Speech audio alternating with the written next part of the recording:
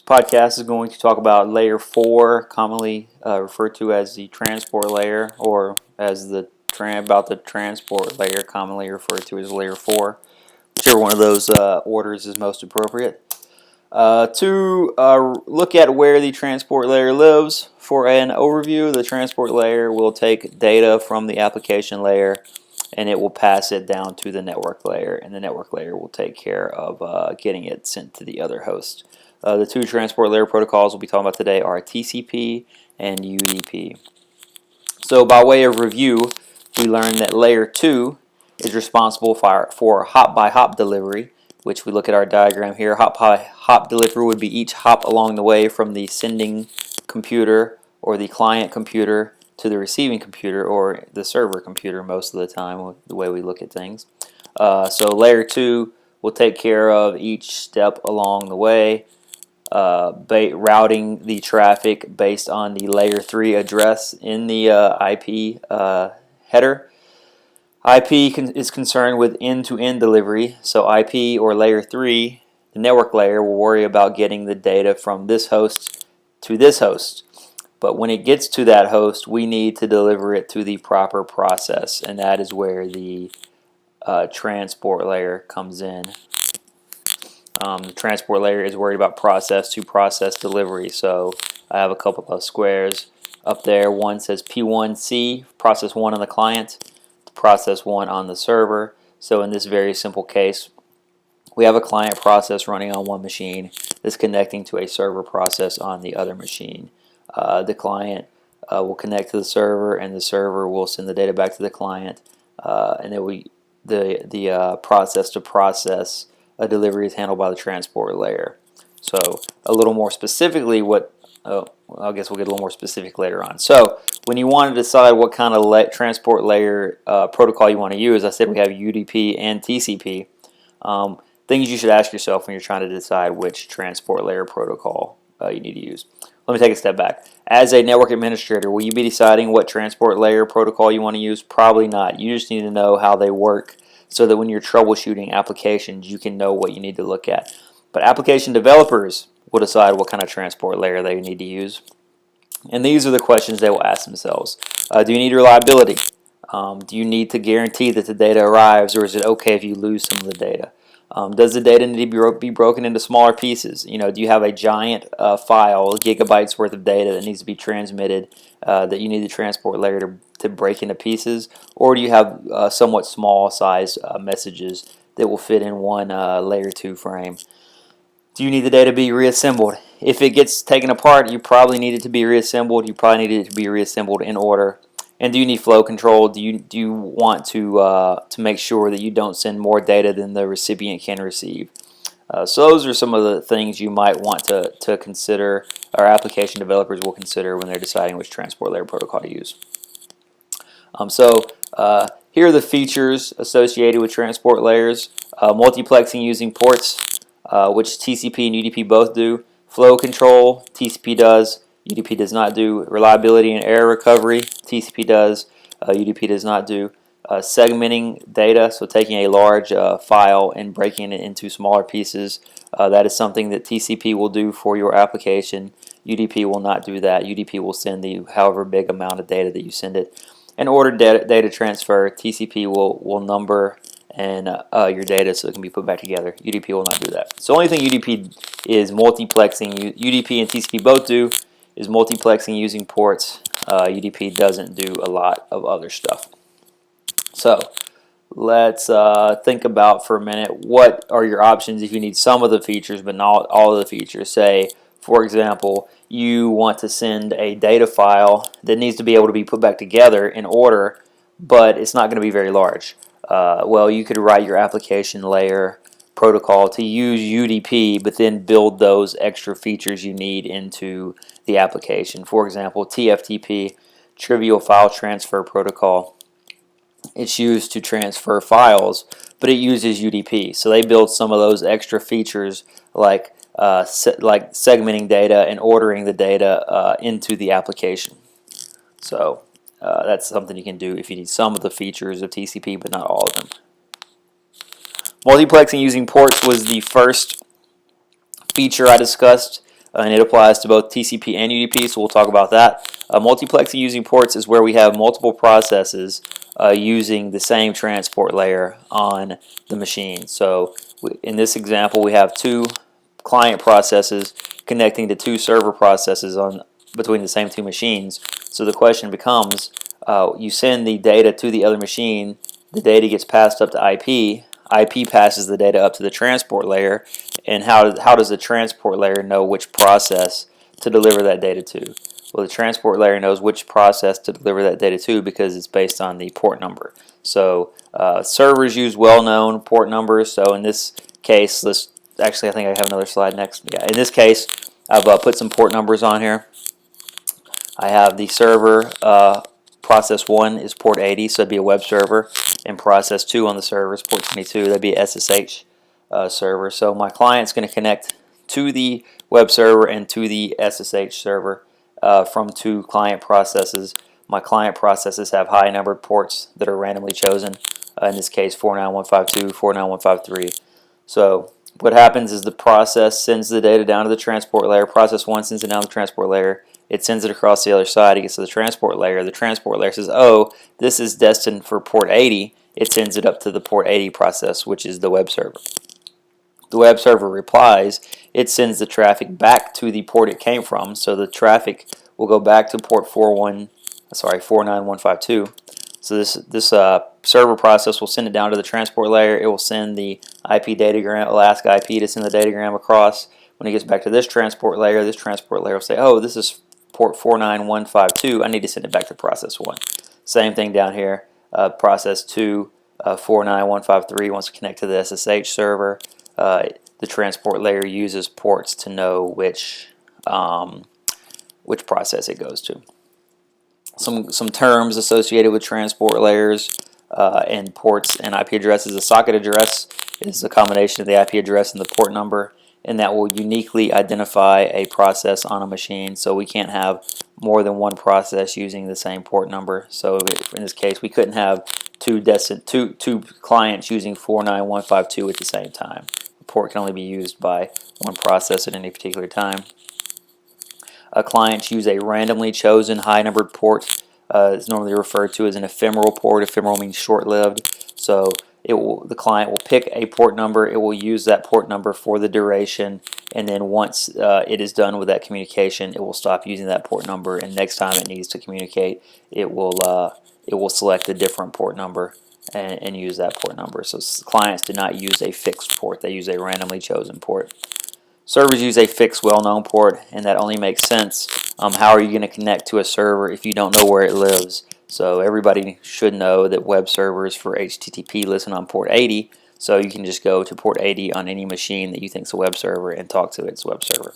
If servers use randomly chosen ports, then we would need some way to know which port was randomly chosen. So that's just too much of a complex scenario to implement, so servers use fixed, well-known port numbers. So here's another example of multiplexing using ports. In this case, I have two client processes, both connecting to the server process on the web server process to port 80. So the question becomes, I said earlier the transport layer passes the data up based on destination port. So the question becomes, how does the process layer, both of these processes are going to be sending traffic to port 80. So the question becomes, how does the transport layer know which port 80 it goes to? And the answer to that question is TCP. Well, we haven't talked about TCP yet. Everything I've said so far applies to TCP and UDP as far as multiplexing using port numbers. TCP is connection oriented. So in this case, TCP will keep track of the sending port and the sending IP and port number and the destination IP and port number, so it knows which of these processes gets the traffic. So it will know, okay, this traffic came from PC A port 49152, so it needs to go to this port 80, and this traffic came from the PC port 49153. It needs to go to this port 80. So that's the final thing I want to say about multiplexing using ports. So I'm going to take a break from talking about the different features at this point to talk a little bit about the transport layer protocols themselves. The reason I want to do that is because multiplexing using ports was the only one they both shared. So we're going to talk a little bit about the both of the protocols, and then we will go through the features that only TCP has. So hopefully it'll stick in your mind that anything I talk about after this point only applies to TCP. So UDP versus TCP. UDP is unreliable and connectionless. It sends a datagram and it pretty much forgets about it. If you want it to not forget about it, you need to build that into your application. It's connectionless. It does not do anything to make sure the other side's there or to initiate a conversation. It just sends the data to the other side. TCP is reliable, connection-oriented, and full duplex. Reliable means it tries to make sure the data gets sent and the other side will acknowledge it or received it. Connection-oriented, we establish a connection before we send the data. In full duplex, both sides can send data at the same time over the same TCP connection. So the way I like to think about it, UDP is your dad, TCP is your mom. So if you think about that for a minute, you think, okay, hey dad, I'm going to Billy's house. You're like, okay, whatever. But you tell your mom, hey mom, I'm going to Billy's house. Okay, does his mom know you're coming? Call me when you get there so I got there safely. Let me know what time you're going to come home. Call before you come home so I can know you're on your way home. So TCP is way more concerned about making sure your data got there than UDP is. So that's my analogy for UDP and TCP. UDP is your dad, TCP is your mom.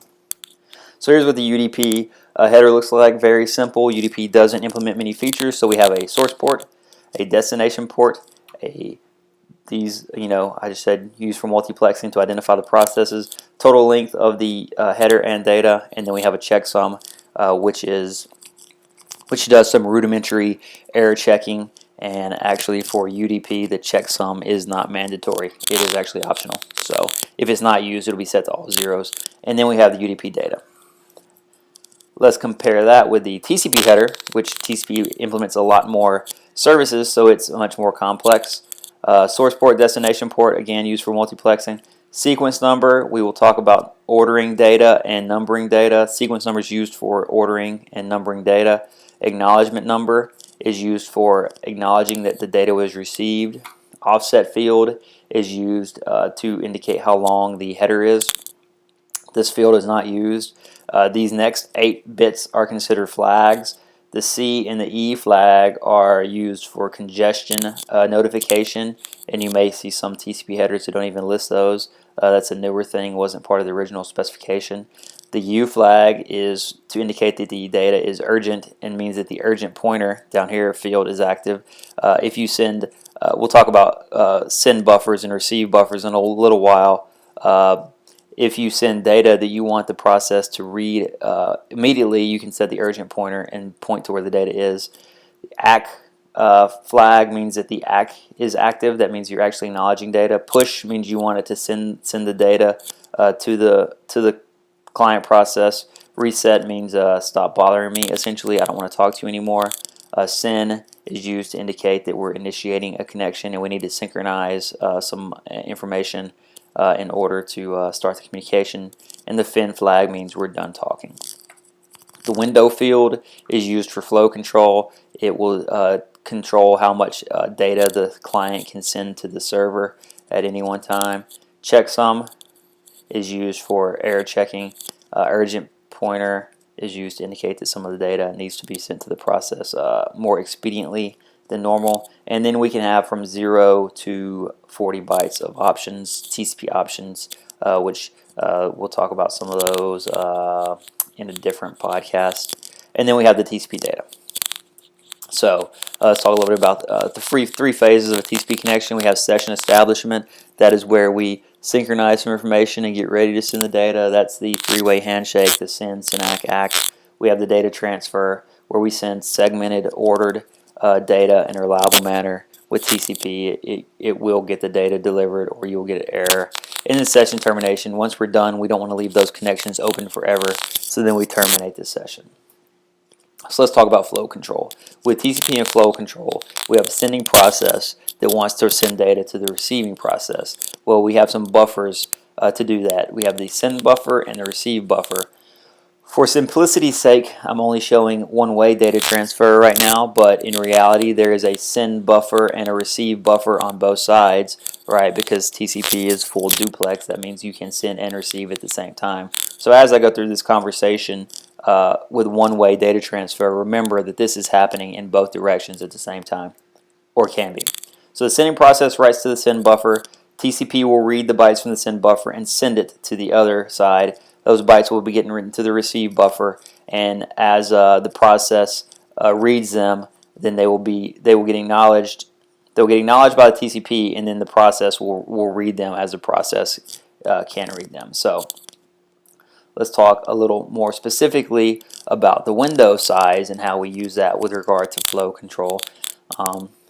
When the session is established, the TCPs will exchange the window size. We saw the window field in the TCP header, that indicates the window size. So in this case, the receiving TCP has told the sending TCP, you can send me 1,000 bytes at a time. The sending TCP sends 100 bytes of data, right? It gets written to the receive buffer, and assuming the process hasn't read it yet, then the ACK will go back to the sending TCP with a window size of 900. So now the sending TCP sends another 100 bytes. Still hasn't been read by the receiving process. So now the window size says 800. So this is how the receiving process or receiving TCP keeps the sending TCP from sending too much data by sending back these window size. Once the window size gets to 0, then the sending TCP can't send any more data.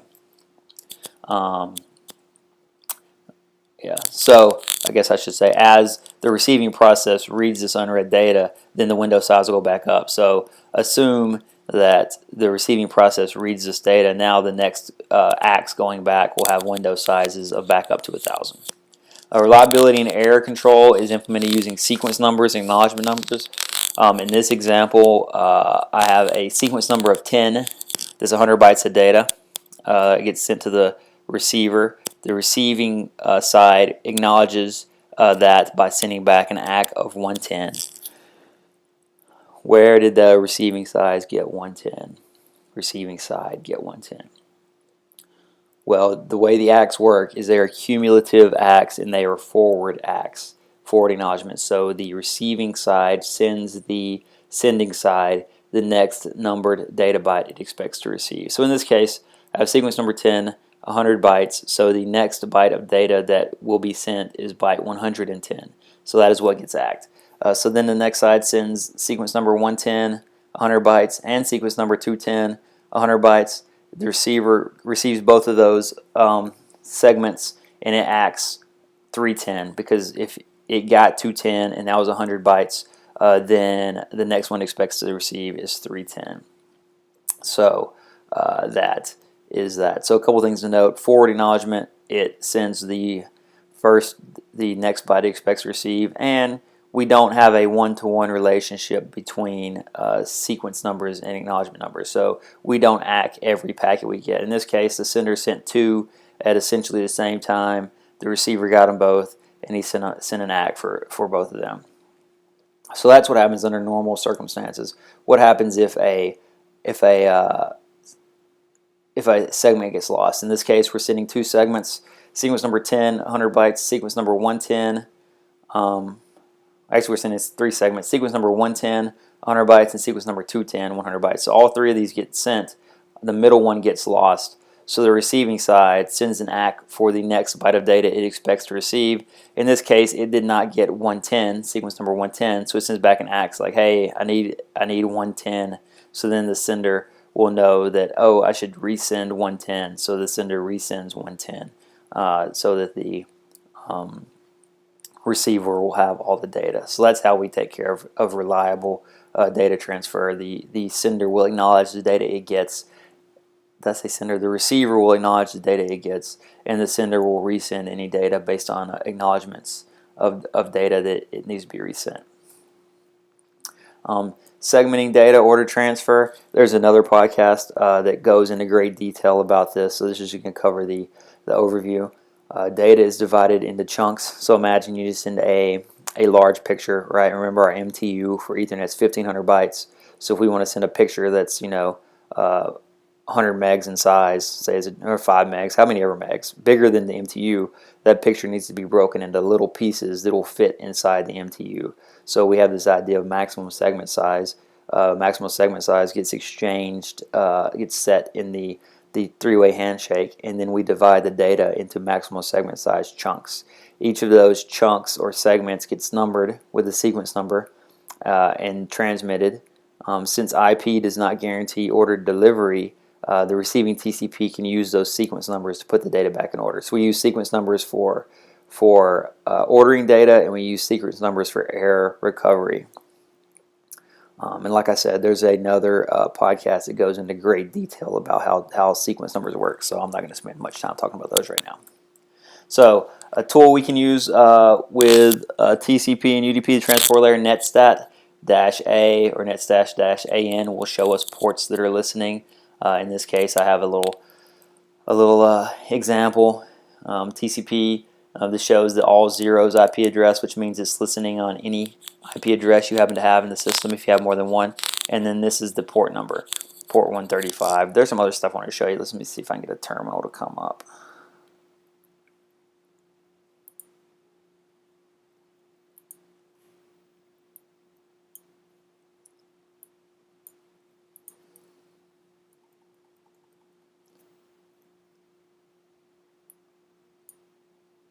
So netstat, this command works on Windows and Linux and Mac. So we look at this. Some things other things I want to show you. It shows the listening ports, right? Listening ports.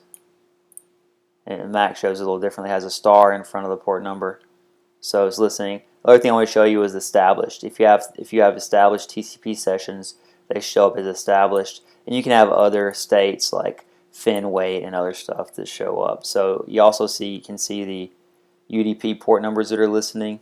So here are the UDP ports that my machine is listening on right now.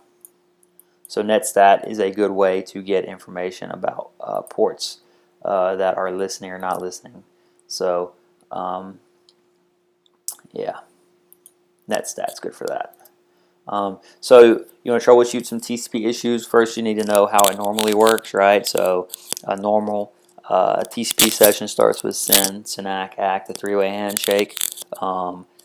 One thing you want to look at is you want to use like Wireshark or TCP dump to see what's going on if something's not working. If you see a SYN go out but you don't get any response back, that can mean a couple of things. The two most common would be that there's no host to that IP address, so you send a packet out but no TCP response comes back, or there may be a firewall dropping the traffic. Say you're trying to connect to a telnet server somewhere and they only allow SSH, then the telnet traffic is going to be dropped.